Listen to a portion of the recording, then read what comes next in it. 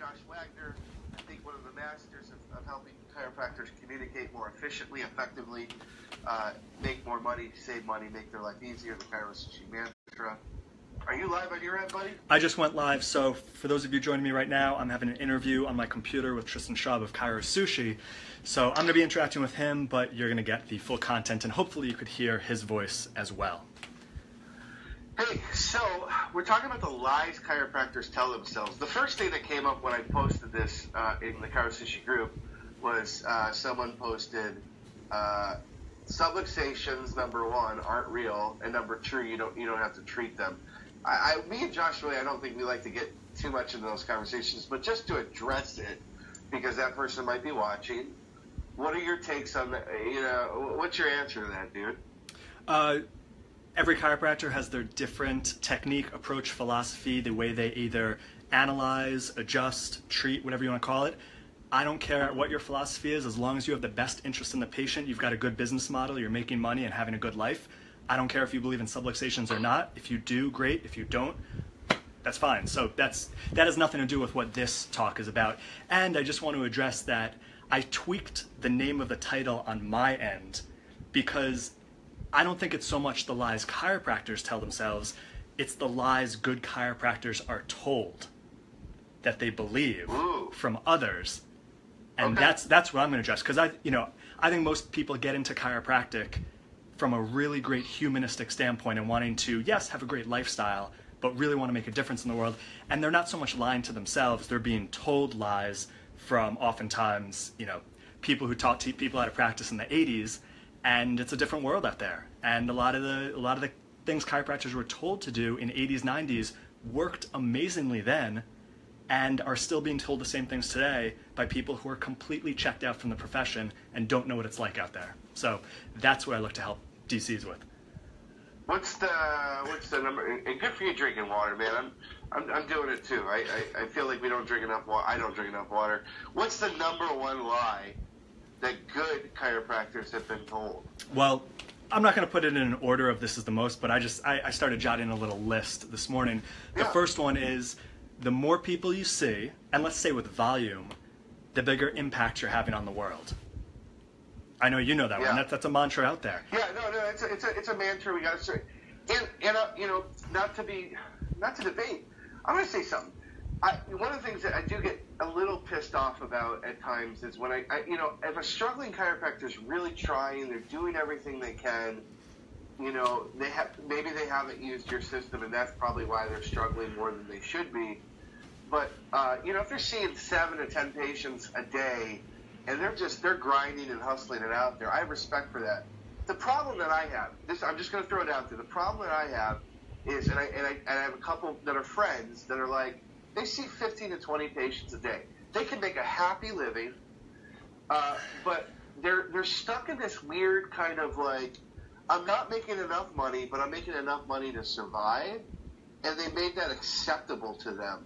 And that pisses me off because they're always bitching and being a victim, but at the same time they're not wanting to go, I'll serve more people.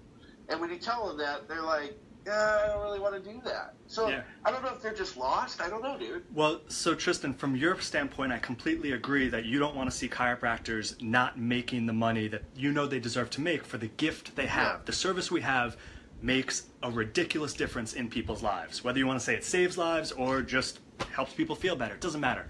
So you're coming from the standpoint of their monetary reimbursement, and I agree with you 100%. I think every chiropractor should be able to have the lifestyle they want. Where I'm going to come in from a different angle is that same friend of yours who maybe sees 7 or 10 people a day.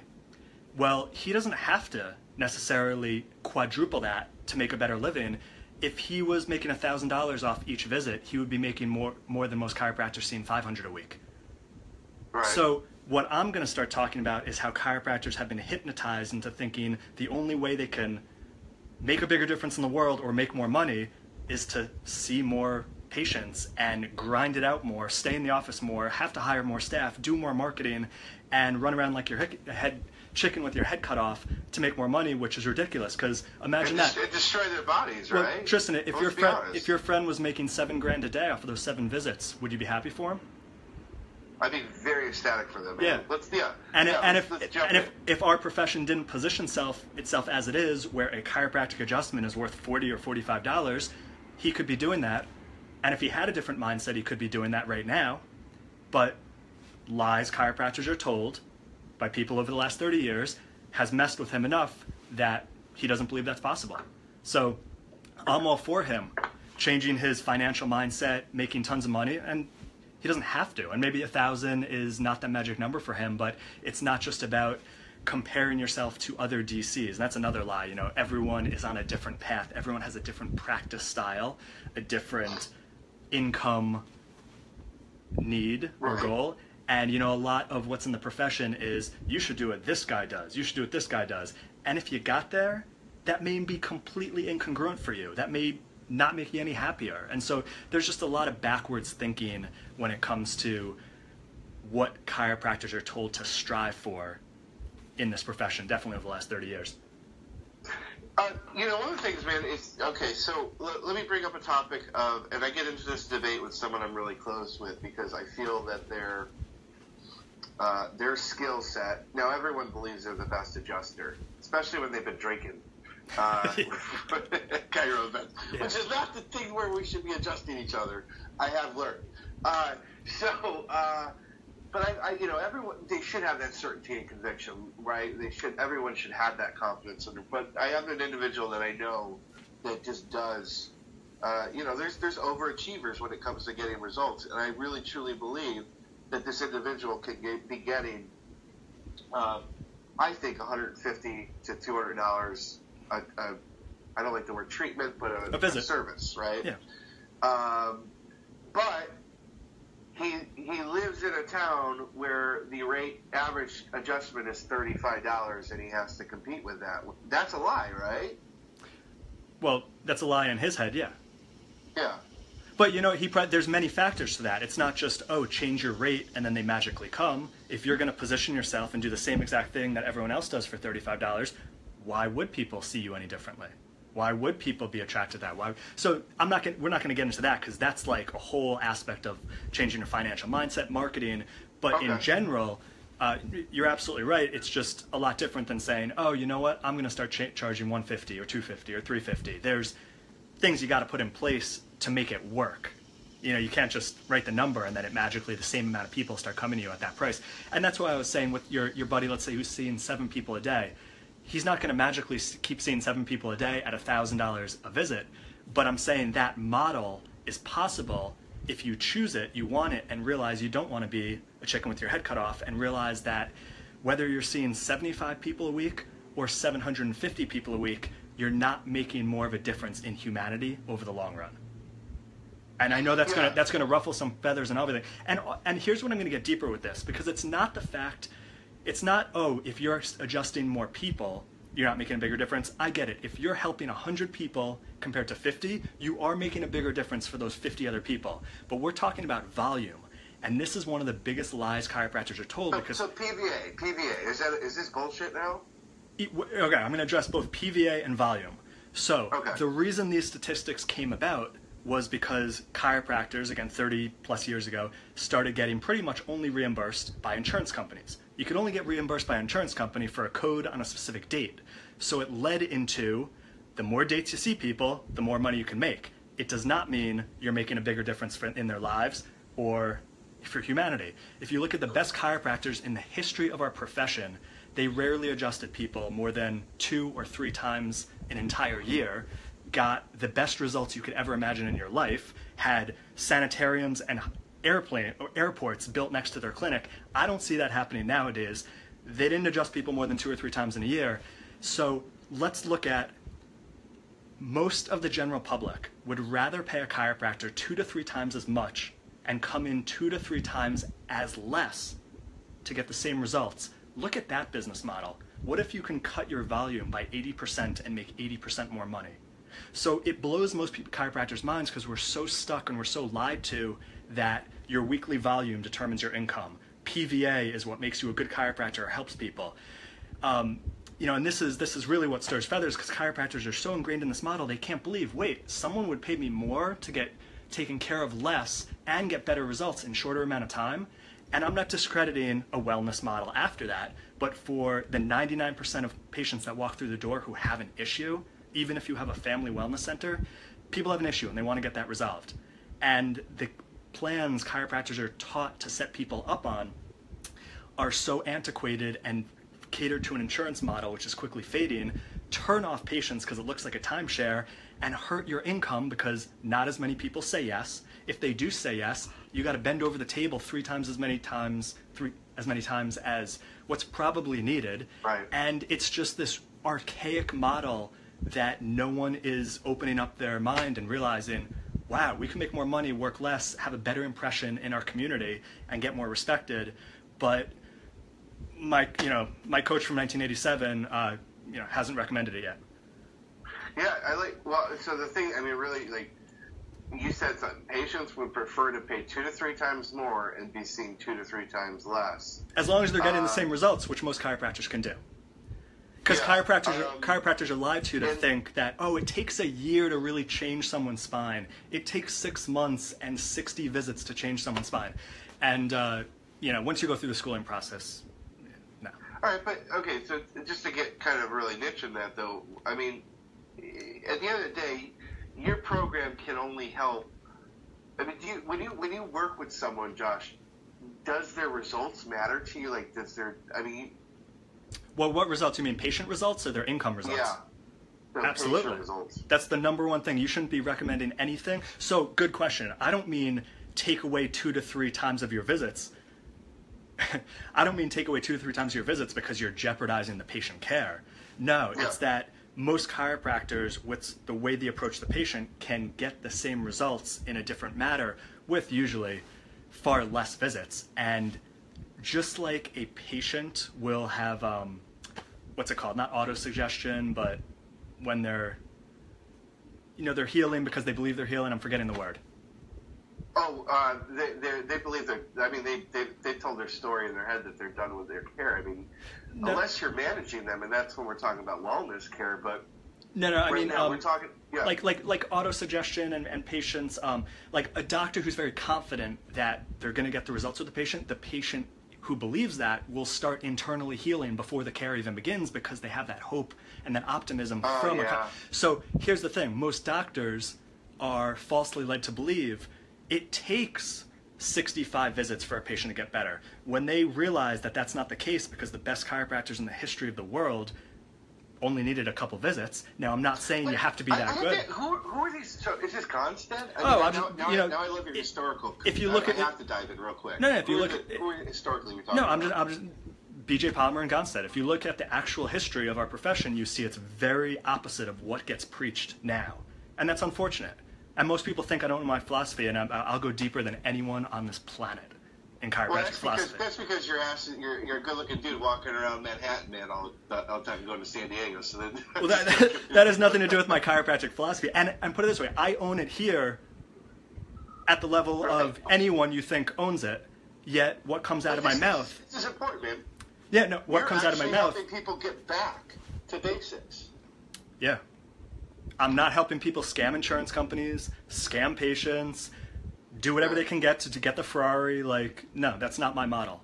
It's have an amazingly happy life, be fulfilled in your practice, look forward to going to practice every day, be respected, sought after in your community, and paint a different picture. Because listen, no one's saving our profession of like where it's positioned in the world. It's not changing. That's going to ruffle some feathers. That's going to make some people cry. I'm sorry. It's not changing.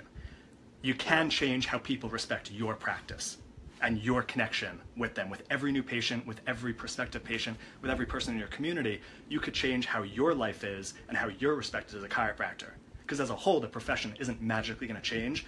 We've done it for 20 years now, 23 years. We had the best opportunity in the history of the universe when everyone had unlimited benefits, and we completely butchered it. We dropped the ball, and we sabotaged ourselves. So now it's up to each chiropractor, which is what I love, is, hey, here's the way to do it in your community, for your practice, for your family. Profession isn't doing it. Leadership's not doing it. Yeah. When we talk about some other lies that good chiropractors were told, one of the things that I hear quite a bit, I think the report of fire or the recommendations, like you just showed earlier, people are just jumping on. I'm live with Josh Wagner. We're talking about lies, good lies. Our lies that good chiropractors were told. Yeah. And one of the things is how to do a care recommendation plan or report of findings, and it needs to be like this 45-minute, an hour, because you have to really dive in deep, right? Because you need to doing a 5 to 6 minute report. Because you need to convince, labeled as educate. But another lie good chiropractors are told is that patients need to get it, to agree to care, to refer other people, and that's not true at all. Patients are probably less than 5% of all of your patients are ever going to really get it. And I know that means different things to different people, but they're only going to truly get this completely opposite paradigm and understanding of health and healing and how your body works. They're not going to get that in the first 1, 2, 3 visits, even if you have the lay lecture that guy did and you repeat it verbatim. They're going to get it through a relationship with you, through most likely reactivations and discontinuations of care and feeling welcome to come back and seeing all the different aspects that makes a difference in their body, continually hearing what you tell them about, maybe coming to classes, getting on webinars, listening to your audios and videos, but they're not getting it from the beginning in those first 3 visits. So when chiropractors realize that, they can usually stop saying 90% of what they're saying, which makes it 90% shorter, and have more patients pay them and say, let's get started. I'm looking forward to this. Let's see what happens. And it's a beautiful model. I agree. That resonates with me, man. From your perspective, what are some of the lies that good chiropractors are being told when it comes to marketing, like dinner with docs bullshit, or our screenings bullshit? No. Facebook funnels bullshit? What's your perception and take, just out of curiosity? Yeah, so now we're getting into marketing. Like what you named is 3 or 4 to-dos, like actual things to do. So yeah. the doing isn't so much bullshit. In the care plan recommendations, there's a lot of bullshit and false ridiculousness there. In the marketing, it's how you do it. So 5 chiropractors can go do a dinner with the doc, a screening, a lay lecture, a Facebook funnel, and they're going to have 5 different results in terms of number of new patients, how much revenue did that generate, did they enjoy doing it, and it's all about how you do what you're doing. So I'm not against any market. Like, hey, I learned after grad school, I hated standing out in the sun holding a spine screening because I just didn't like how it felt. I'd get new patients, but I didn't like it. Some chiropractors love that. Good. Yeah. Are you painting a good picture for your practice and the profession doing it? Well, it depends how you do it. It's no blanket statement. It makes chiropractors look bad by doing a screening. It's how you do the screening. Same thing with how you advertise, how you do your talk. So you bring up a good point, and I'll just play devil's advocate. It's not any of them are good or bad. It's how you do it. And the results, well, are you talking about income, how you feel doing it, perception in the community? Yeah. Those are all factors to consider. So that's what I also teach after Module 1. It's how you do what you're doing that's going to make the bigger difference, not just, nothing's cookie cutter in this life. Like, talk to 5 people that got married.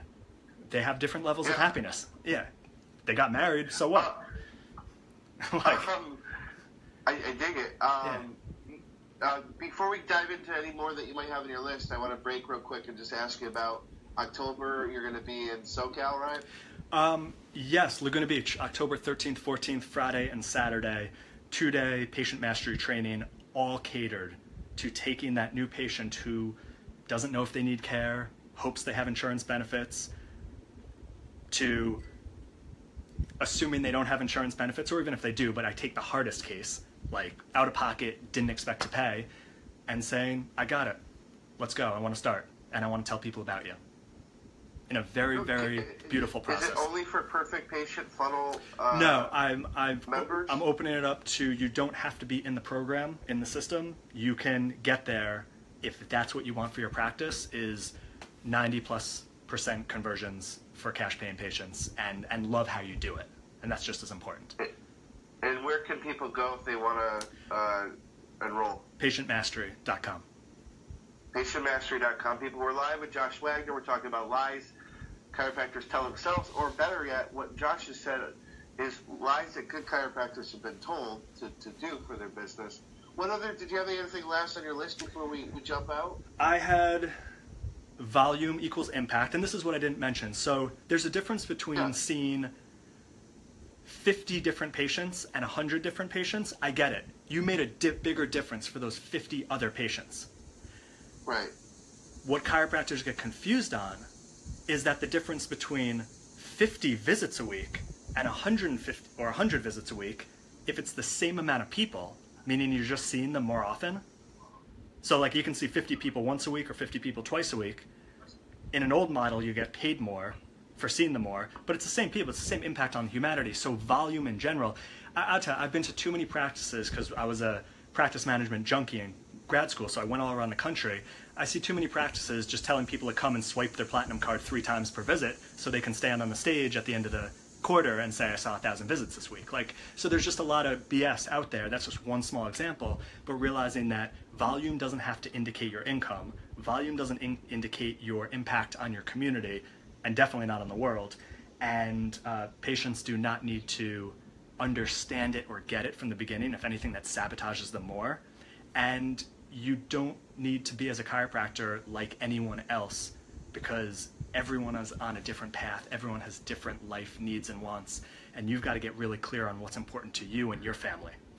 And there's just so much like comparison, you know, like you got to be this chiropractor, you got to be this guy, you got to see this volume, and it makes so many good chiropractors struggle and burn out for no good reason, when they could have worked 20% less, seen 30% less people, and made 50% more, and they would have been so much happier. But they didn't know that model was possible without insurance scams, without, you know, adding in new procedures that they're not congruent with, none of that.